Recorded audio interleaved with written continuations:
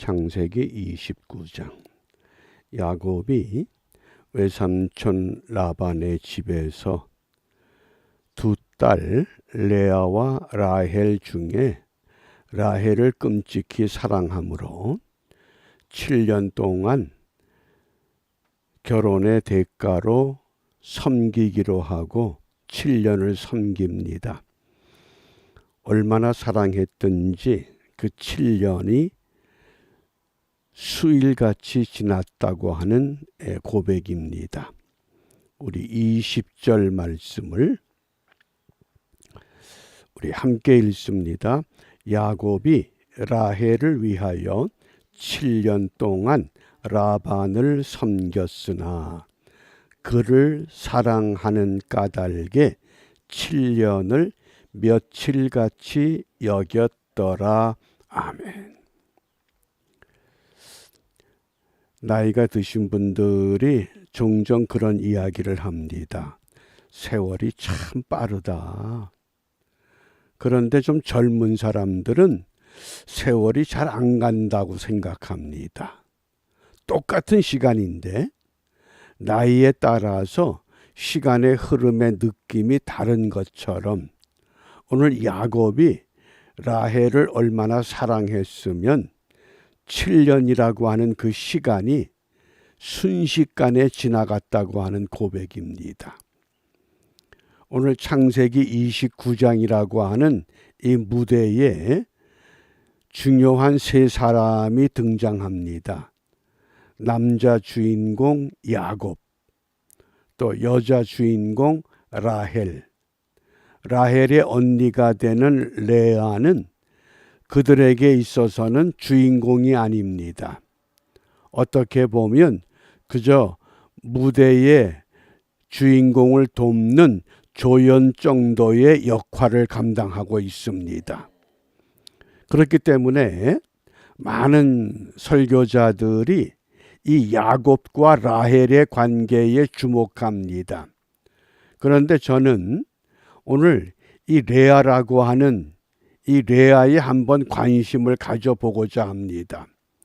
레아는 도대체 어떤 사람이었고 또 세상 사람들이 보는 관점과 하나님이 보는 관점이 다르다고 하는 것을 우리가 깨달아야 되겠습니다. 그런 각도에서 볼 때 오늘 본문의 17절과 18절 말씀입니다. 왜 라헬에게 관심을 갖는가? 레아는 시력이 약하고 그랬습니다. 시력이 약하다 그래서 눈이 나쁘다. 우리가 이런 설교를 자주 들어왔습니다. 그런데 히브리 성경에서는 시력이 약하다.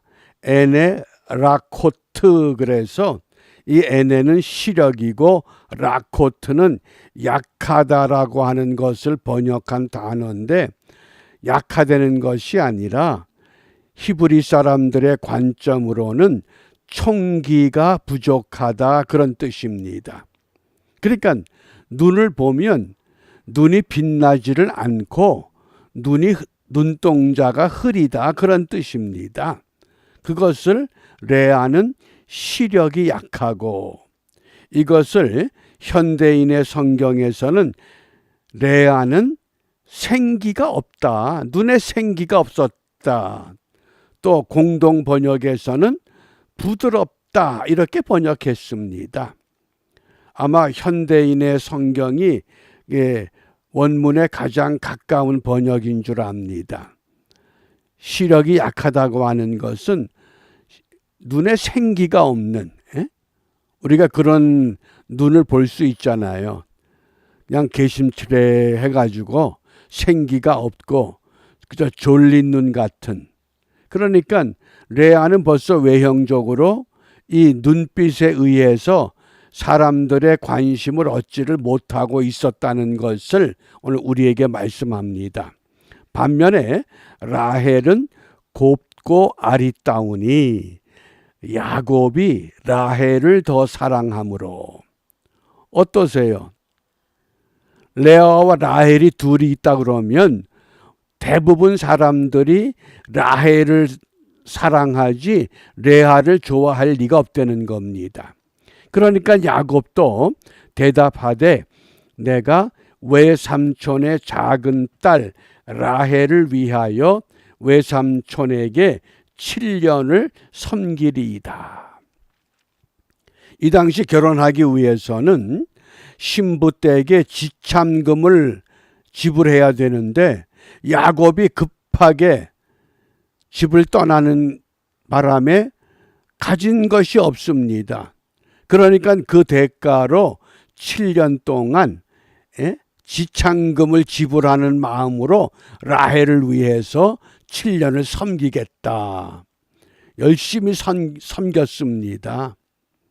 그런데 첫날 밤을 맞이해서 외삼촌이 야곱의 침실에 라헬을 보낸 것이 아니라 언니 레아를 들여보냈습니다. 첫날 밤을 보내고 나니까 야곱이 눈을 떠보니 누굽니까?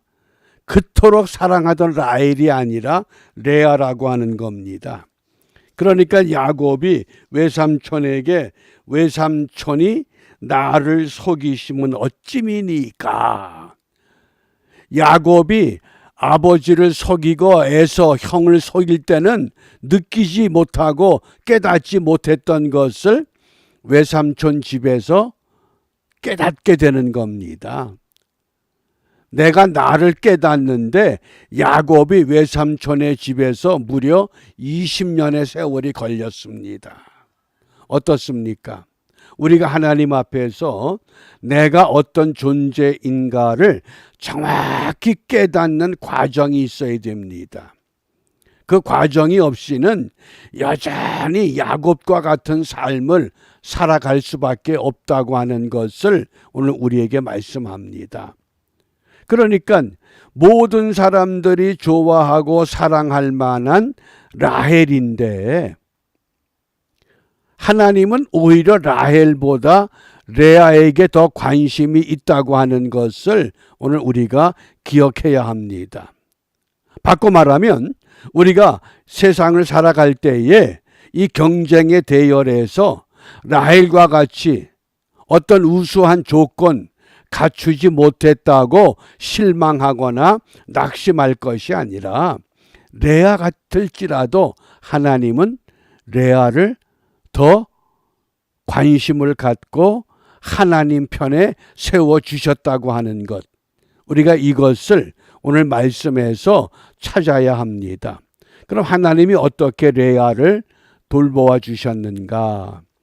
31절에 보면 여호와께서 레아가 사랑받지 못함을 보시고 레아가 사랑받지 못함을 보시고 그의 태를 여셨으나 라헬은 자녀가 없었더라.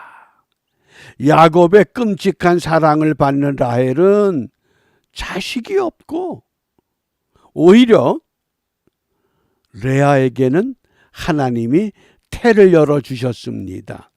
그래서 32절에 첫 번째 낳은 아들이 루벤의 뜻이 뭔 줄 아셔요? 보라 아들이다.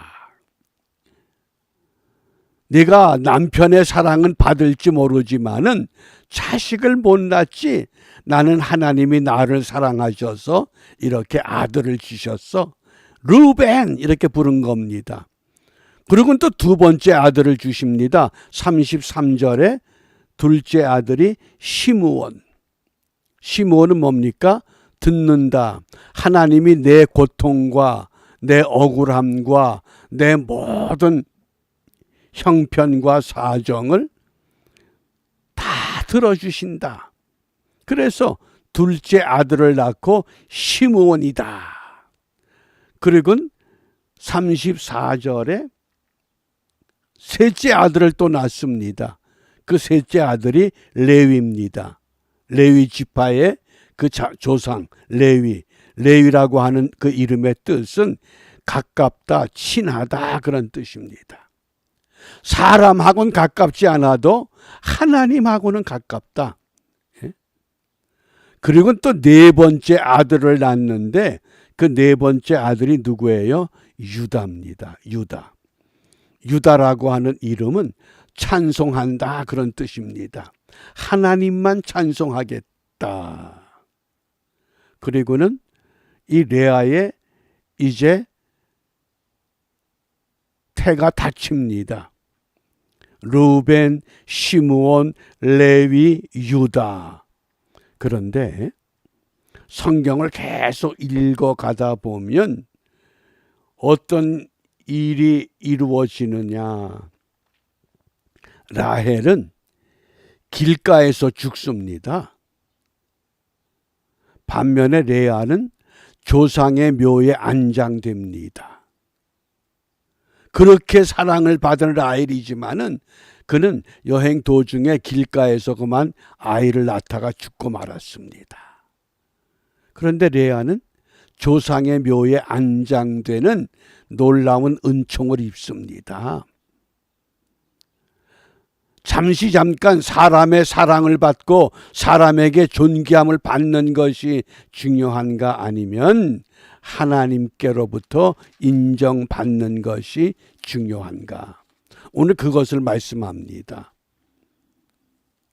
어떻게 하나님이 레아를 사랑하셨는가? 그것이 마태복음 1장에서 소개가 됩니다. 예수님의 족보를 말씀하시면서 마태복음 1장 1절과 2절에 아브라함과 다윗의 자손 예수 그리스도의 세계라. 아브라함이 이삭을 낳고 이삭은 야곱을 낳고 야곱은 유다가 누굽니까? 레아가 낳은 네 번째 아들 여호와를 찬송한다. 그러니까 레아가 낳은 아들이 예수님의 족보에 올라갑니다. 라헬이 낳은 아들이 아닙니다. 하나님이 이렇게 레아를 높여주신 겁니다. 사람에게 사랑받지 못하고 멸시받고 천대받던 것 같지만은 하나님은 그 레아 편에서 끝까지 레아를 이끌어 가십니다. 야곱은 유다와 그의 형제를 낳았다. 그래서 오늘 창세기 29장은 이렇게 마무리가 됩니다. 35절에 그가 또 임신하여 아들을 낳고 이르되 내가 이제는 여호와를 찬송하리로다 하고 이로 말미암아 그가 그의 이름을 유다라 하였고 그 유다의 이름이 예수님의 족보에 올라갔습니다. 그리고는 레아의 출산이 멈추었다. 어떻습니까?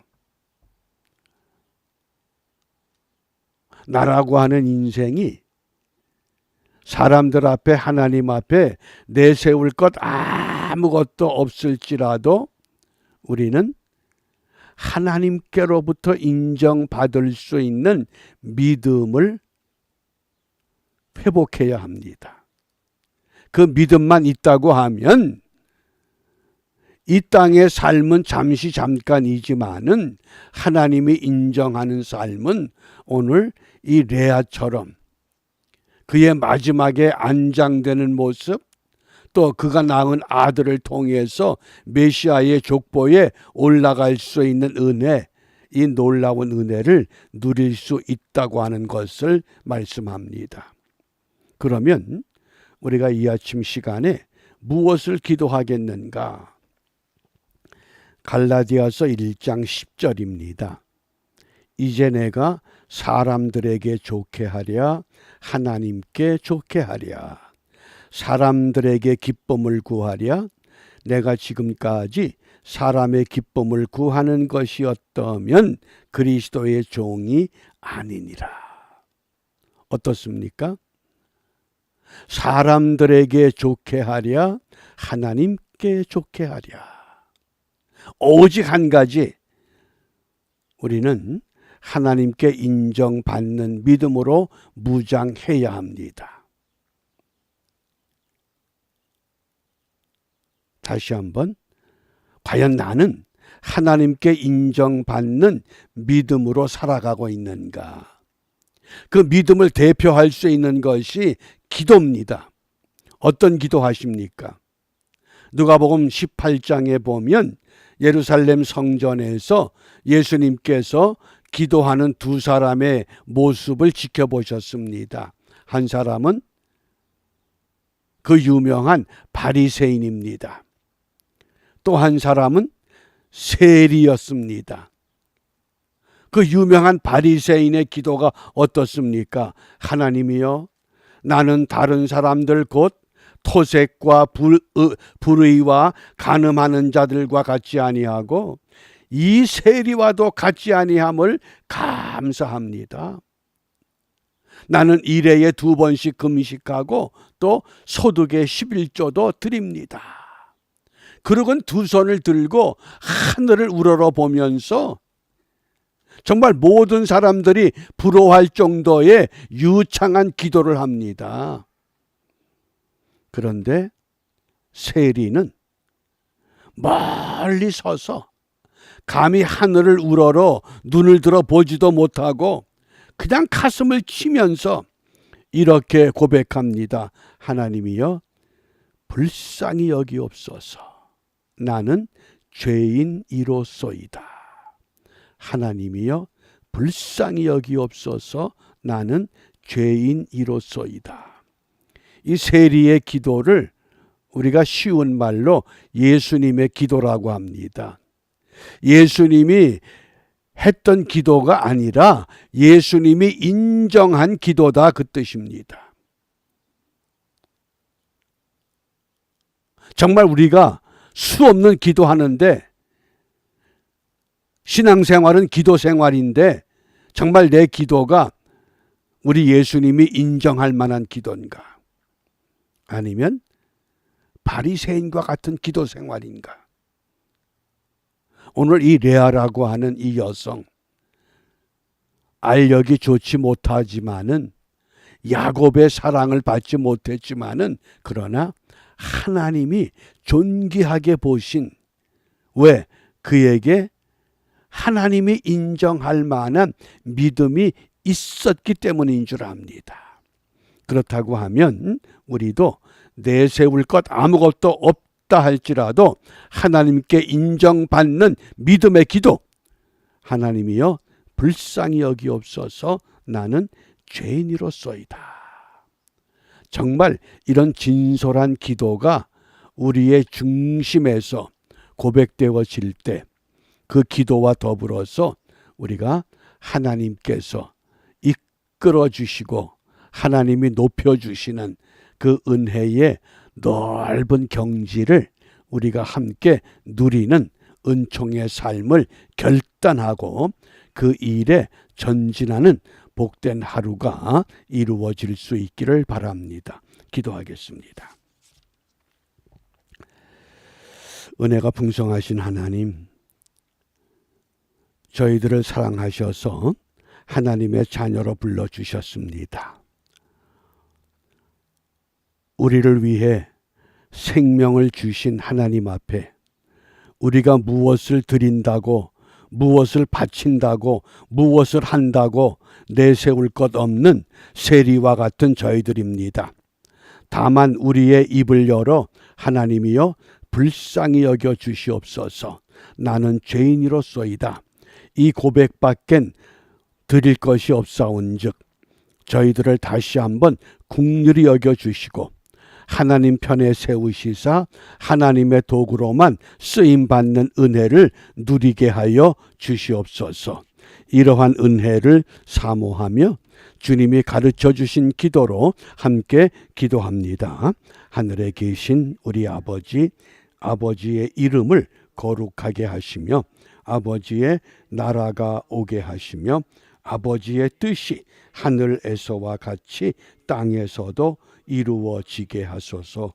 오늘 우리에게 일용할 양식을 주시고 우리가 우리에게 잘못한 사람을 용서하여 준 것 같이 우리 죄를 용서하여 주시고 우리를 시험에 빠지지 않게 하시고 악에서 구하소서. 나라와 권능과 영광이 영원히 아버지의 것입니다. 아멘.